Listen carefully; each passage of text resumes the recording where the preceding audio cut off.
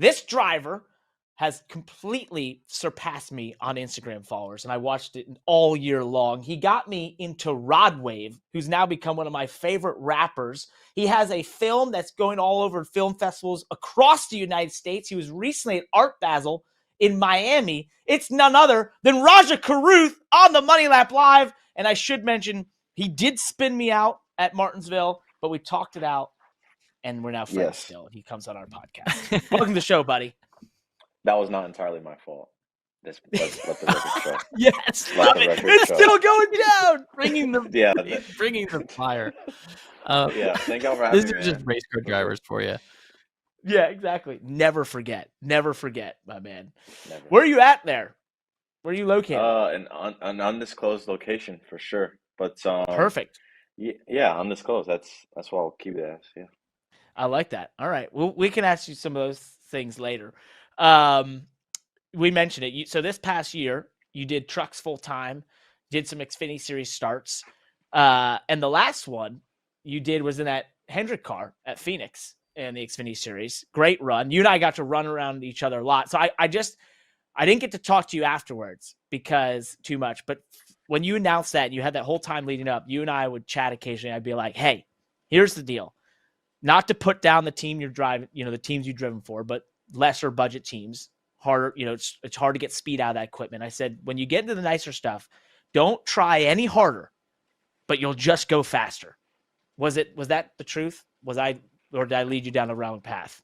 Yeah, I mean, that was pretty spot on. I think it was also like, man, the stuff was better, but it wasn't more easier, if that makes sense. Like, you had to be that much more aware of your inputs, where you place the car, and like situations in traffic. All of that was just magnified, because before, racing with Alpha Prime, like, I figured out, like, all right, this is my max capacity, or the max I can go without crashing the thing. And so with that being said, like, we'd run 20th to 25th, and then through attrition or late race stuff, then we'd finish 18th or 16th or 12th.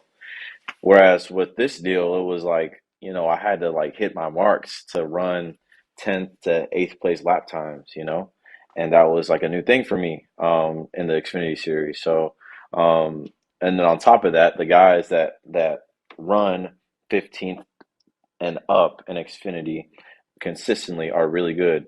Like yourself, Daniel Hemrick, Josh Berry, like racing against you guys was hard.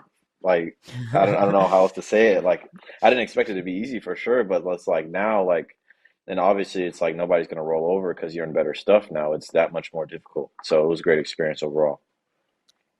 I think that it's a misconception that the middle to back of the pack is the hardest racing on the track. I mean, I think that it's hard racing all the way through, all the way to the front. Period. Yeah. Everybody has this perception, and I did too at one point, where it's like, well, once you get in the top 10, there's way more give and take. It's like, actually, not really at all. There's no give and take anywhere at any point in time, especially in the Xfinity Series, because the races are so short. Not at all. I mean, like, I raced the crap out of Jeb Burton for 14th in stage 1 at Phoenix, and it's like, wow, so it's cool because I mean, I learned so much racing against like guys like Jeremy Clements and Brennan Poole, and like those guys are really good race car drivers, and I learned a lot from racing against them, and like Josh Balicki, Alex LeBay.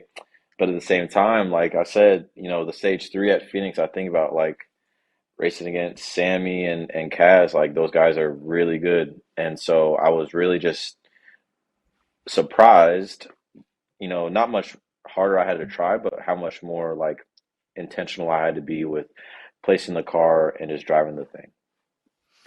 I think I love this is fun because we don't get to have these discussions with a mic in front of us, but that's one of the things I think you're articulating really well, which is you get to the point of where the cars are all pretty close, right? And this is one thing I've talked about in the Xfinity Series. You get up front, the cars are pretty close.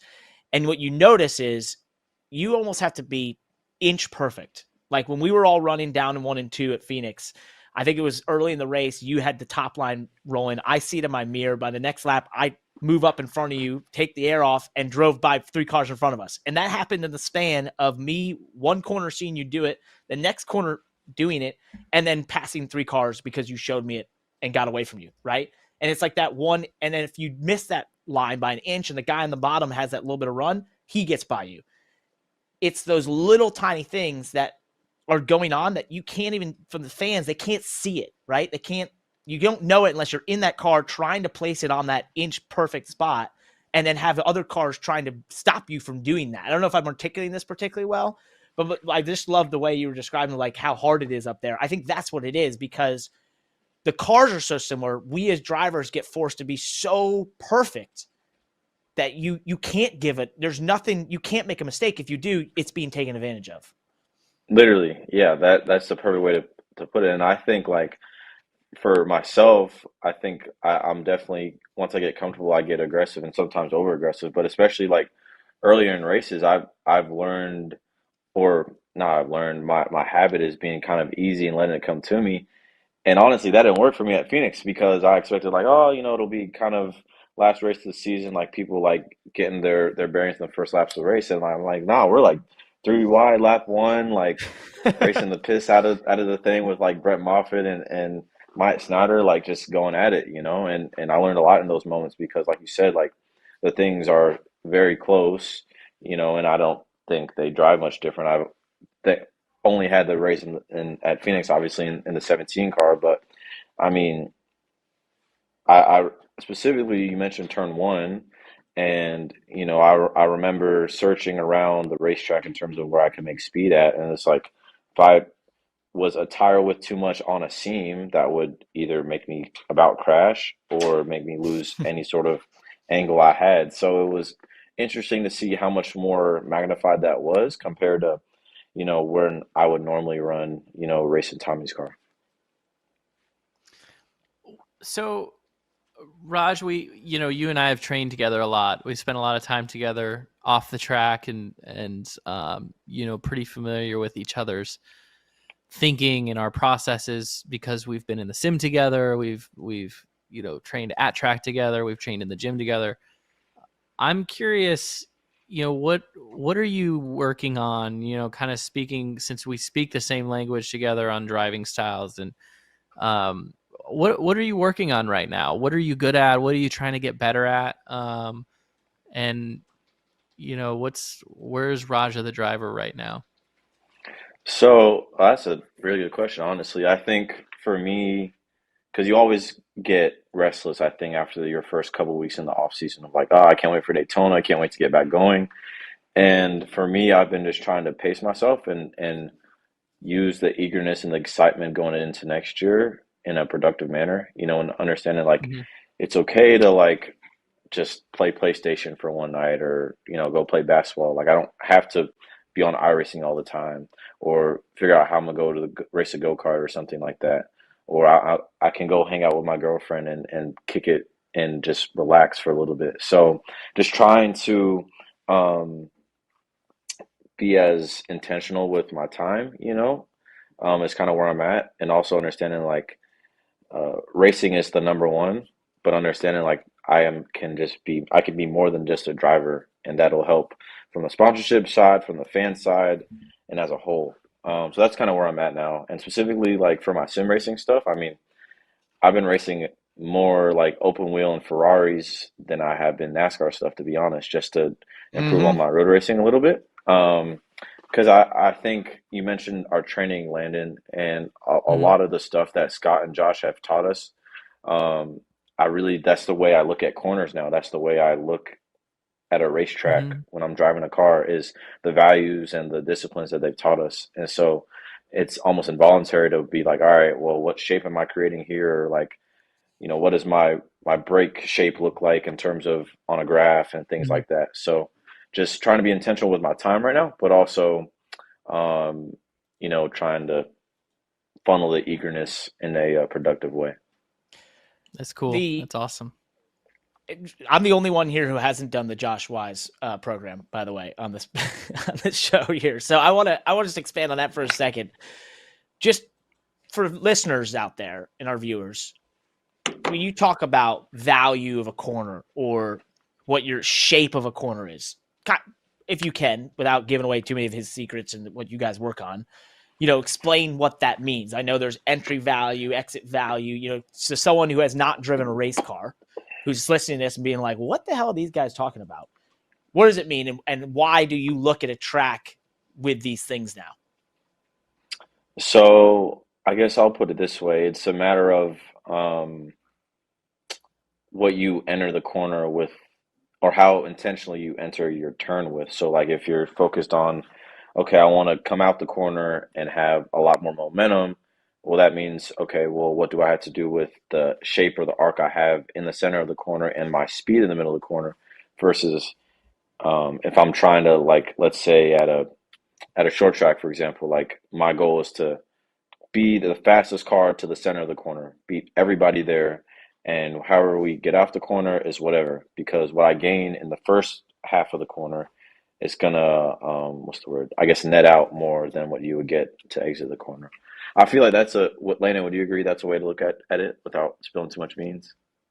Yeah, it's just a strategy, right? Every corner, every track has an optimal way to drive it, but then every situation is different, right? And if you have a car in front of you, you might have to use a different technique to optimize that corner. So, what any race car driver does, regardless of any particular training process, every race car driver has their own set of priorities on going through a corner, right? And are they the type of driver that attacks the entry of every corner, or they soft on the entry of every corner and attack the exit? And so it's just at a professional level, it's really important to be able to articulate that, because that's plays a big role into how you communicate with your team. So creating a system and a language for articulating to yourself your own strategy and to your driver coach, but also to your team that says, hey, here's my set of language that I use to describe a corner. And so when I'm talking about what the car feels like, and I'm talking about it through this part of the corner, it's going to help that communication as well. I mean, when it comes to communication, you got to remember we're talking on a radio. There's no, during a race, it's difficult to communicate with our hands and with our facial expressions. The crew chiefs are multitasking. We're driving cars, so you have to be able to effectively communicate what's going on and what you're trying to accomplish. So it's really cool. For me as a driver, if you want to get more specific, one more step with it, for me as a driver, what I'm constantly trying to improve every time I was in the sim this year, typically what I'm focusing on in iRacing myself is just how I slow the car down into a corner. And that is really applies to whether I'm at Phoenix to Road America, right? Or in driving a Ferrari on iRacing to, any kind of NASCAR race car on an oval. I feel like the biggest area for me to gain as a driver is under braking. So typically that's where I'm trying to improve myself. I'm pretty good at getting through the middle of the corner. I think that's the short tracker in me. I go fast through the middle of the corner to a fault at times, right?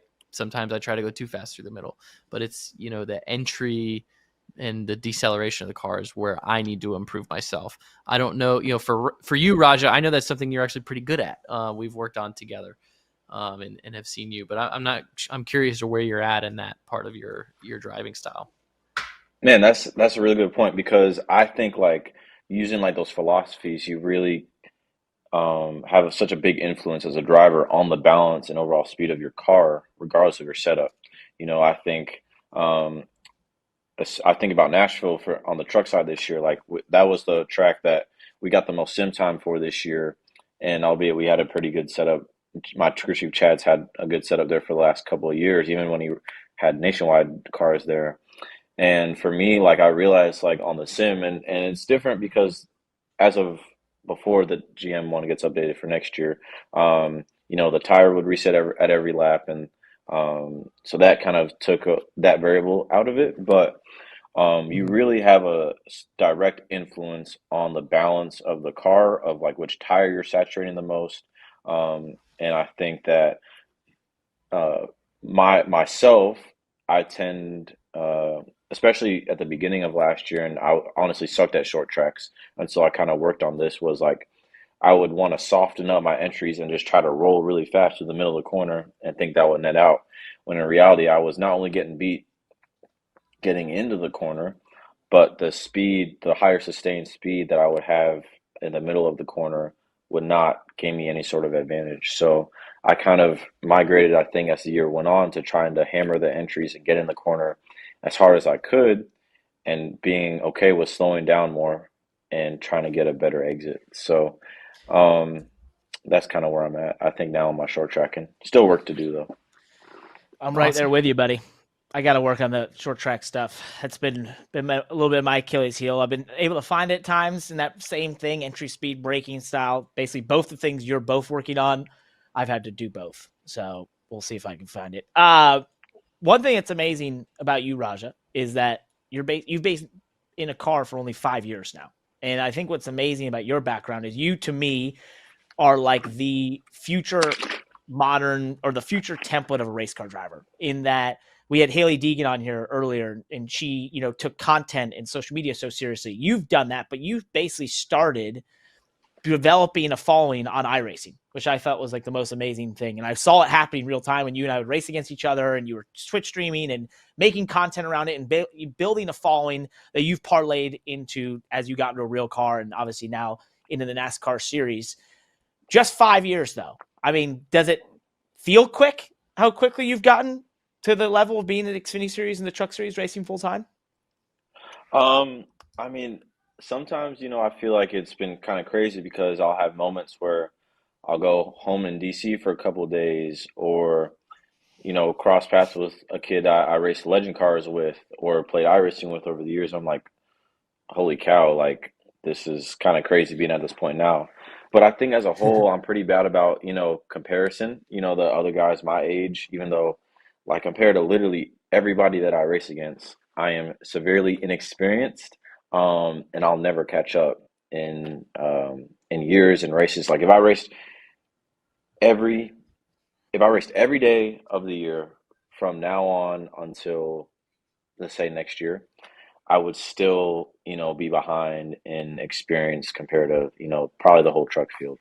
So trying to like set expectations of myself of like, okay, like I know that I have a high hope for myself in terms of results, but at the same time understanding like the stuff I may not get for a little while because I'm still like on my own progression. So I Yeah. honestly am pretty bad about self comparison because I'll look at guys like Carson or Nick or Taylor or whomever that is close to me in age, and I'm like, damn, like what do they have that I don't have? And it's like a lot of times it's that I just haven't been racing as long as them. So that's kind of the way I've seen it so far. It's tough, man. Yeah, as I said, I've been doing the same with your growth on Instagram versus us. Well, one quick note. Don't worry. You're good. I know you're good at keeping your head focused, and you've got good guidance. But that's an interesting perspective. I've had that same perspective myself before because I've looked at drivers with starts. I myself have a lot of starts, but I look at guys like Kevin Harvick's total career starts, and I'm like, I would have to do the same thing that I've done for the last 15 years for another 10 years to even touch just the amount of starts that they have. But for you, as you're at your age and where you're at with things, those numbers will come.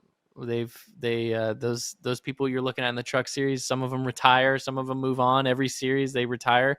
Those starts pile up quicker than you realize. It's very kind of you, Landon. I want to just dive into one last thing here that maybe is a little bit of behind the scenes of your process. We talked about your process and what you're working on as a driver, but one of the things with that quick accession and going from sim racing to real life that I know about you is that you kind of had to transfer from the cues you get in a sim racing world to what you get in a real car. And you had to do that quickly and figure that out. But the other thing about you that I'd be curious if you'll show us, if you'll show the camera any sort of even insight into this, is that you take some of the best notes. And you and I have talked about this. I've heard about them. Was it right here on your phone? So personally, Yeah, I've tried to get better at notes, but this is like this is almost a folklore at this point. I think for the listeners out there, they need to know, as young and inexperienced as you are, you have a reputation of note taking that's, the quarterback level in the NFL at this point. Yeah, so I honestly started when I was racing late models in 2020, which is, I guess, crazy to think about that was not that long ago. But basically, I mean, I started handwriting notes from that point forward, from late model races that I did or legend car stuff, all the way through ARCA East, the ARCA National Series, and then trucks and Xfinity stuff. So I've got them now to where they're like on my phone. You can't really see them all, but I started having to digitize them just to be able to email them to like my team and stuff like that. And also, when we go in the simulator, I started doing it on here too. So for me, the way I see it, it's like the least that I can do is try hard in a productive way to bridge the gap, whether it's in my preparation and the things that I watch on YouTube, to my note taking, to my sim racing. That's the way I see it, because I mean, I have to do all that stuff to get even close to where I need to be in terms of pace wise, or overall wherewithal in terms of driving a car and in racecraft. But I just feel like I pride myself on being as cerebral as I can as a race car driver, because I think that's the thing I need to do right now to be as successful as possible. That's Don't ever lose impressive, that. man. Yeah, don't. It's good stuff. I've had to really pick up my game in the notes, and it's actually one of the things I talked about this year was we had a big pickup performance in the second half of the year, and a lot of it was I had taken such good notes of some of the tracks we went to. You could just be up to speed that much quicker. And so it really unlocked that for me, and just something that I've really made prerogative in my career as well. So we do a question of the day on this show every single time that we're on here. And we have to ask you this question before we let you go, by the way. So be prepared. Basically, Uh-oh. a very simple question. What are you most looking forward to in the motorsports world in 2024 that isn't something to do with yourself or your own racing? It can be anything. You pick it. Oh, that's really good. So I'm excited to see how Chicago does, hopefully with no rain or no weather, knock on wood. So I'm excited to see how that does. And then as a whole, I think NASCAR has done a really good job over the last year or so, a little bit more with like branching more into entertainment. And I wish a lot of the Cup guys would be like more willing to do stuff like that, in terms of like going to New York or Los Angeles and being present in pop culture. Like I just like, for me, maybe because I grew up around it and it's more natural to me, it's just like, bro, like why don't y'all just go and like do this stuff, man? That'll help the sport. So I hope that Amen. there's more of that. I hope that there's more of that next year, because I mean the Grammys are the same weekend as the Clash. Like there's no reason why any Cup driver should not be at the Grammys. Like I feel like that's a bare minimum, something that should be done. But I think in terms of one Love thing it. I'm really excited for is to see how Chicago does, just because I think it did really well last year for the rain, and I hope that the weather, it doesn't affect that much. Are there any new schedule changes, new races Not that I'm missing on the NASCAR side, or no? Indianapolis You is got coming, Iowa. the oval coming back. Oh, You got that. I Something different. wonder. I'm excited to see, because I don't know what rules package they'll bring with the Xfinity. So I think the Xfinity race there could be really good. Hopefully they don't neuter the cars again, but that's above my pay grade. So I would I say think uh, no I think comment. they're going to be But going for probably Chicago. for drag there. Yeah. That doesn't sound good, but oh well, it's fine. Actually, I said that was the last question, but I got one more. Do you have a deal for next year? What can you tell us? Where are we at? Where are we at? What are we going to know? Yeah, I mean, I'm gonna be with Chevy next year. That's all I right. can really say. But I'll be racing something full time on the NASCAR side. So yeah. Awesome. Awesome. Look forward to it, man. Thanks for joining Yeah, us, bud. thank y'all. That was cool. It was like QB school for race car drivers, I guess, sort of thing. That's very awesome. cool. For So, sure. happy holidays, man. Thank you Thanks for guys. coming on. See ya. Good luck, Raj. Hey, Parker Kligerman here. I haven't won every race I've competed in. I know it's a shocker, but one thing I'm hoping to do, get you to subscribe, like, and hit the bell icon below because that helps us make this awesome Money Lap content here on the Money Lap YouTube channel. Please join us. We need more than just our moms watching.